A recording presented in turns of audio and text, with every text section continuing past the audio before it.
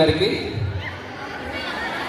Vice principal గారికి, నాతోటి ఉపాధ్యాయులకు, నా ప్రియమైన విద్యార్థులకు బాలల దినోత్సవ శుభాకాంక్షలు. ఈరోజు మీ పండుగ అంటే పిల్లల పండుగ, దీన్ని మనం బాలల పండుగ అని కూడా అంటాం.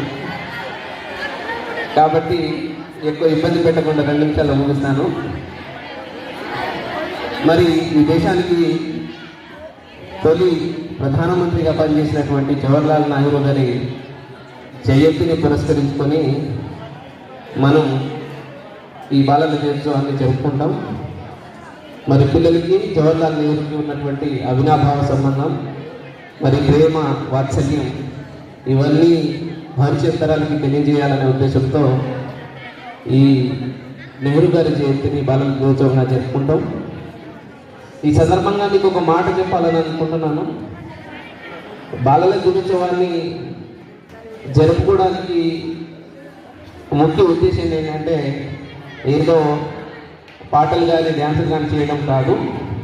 ఈరోజు యొక్క ముఖ్య కర్తవ్యం, ముఖ్య ఉద్దేశం పిల్లలకి ఈరోజు యొక్క గొప్పతనాన్ని తెలియజేయాలనే ఉద్దేశంతో ఈ కార్యక్రమాన్ని నిర్వహిస్తున్నాం.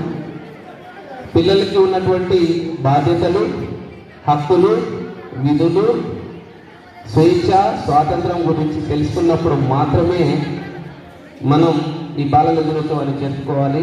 అంతేగాని వేరే ఉద్దేశంతో ఈ కార్యక్రమాన్ని నిర్వహించట్లేదు.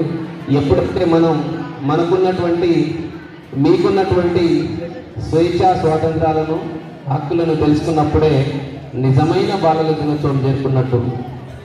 భారత రాజ్యాంగంలో బాలలకు సంబంధించి ప్రత్యేకమైనటువంటి కొన్ని హక్కులు ఉన్నాయి. అవి మీకు తెలుసా? బహుశా ఎవరికి తెలియదని అనుకుంటున్నాను.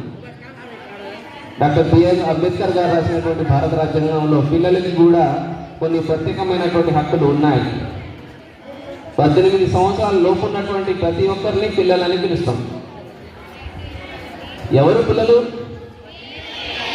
మీరు పిల్లల 18 సంవత్సరాల కంటే లోపు ఉన్నటువంటి వాళ్ళని పిల్లలు అంటాం. మరి వారికి సంబంధించి ప్రత్యేకమైనటువంటి హక్కులు ఉన్నాయి. అవి ఎప్పుడైతే మీరు నేర్చుకుంటారో అప్పుడే నిజమైనటువంటి బాలల దినోత్సవం. ఆర్టికల్ 14, 15, 21, 21A, 23, 24 ఇవి నేర్చుకోవాలి మీరు. ఆర్టికల్స్ ఎప్పుడైతే నేర్చుకుంటారో ఇవి మీకు సంబంధించినవి. అవి మీరు నేర్చుకున్నప్పుడే నిజమైనటువంటి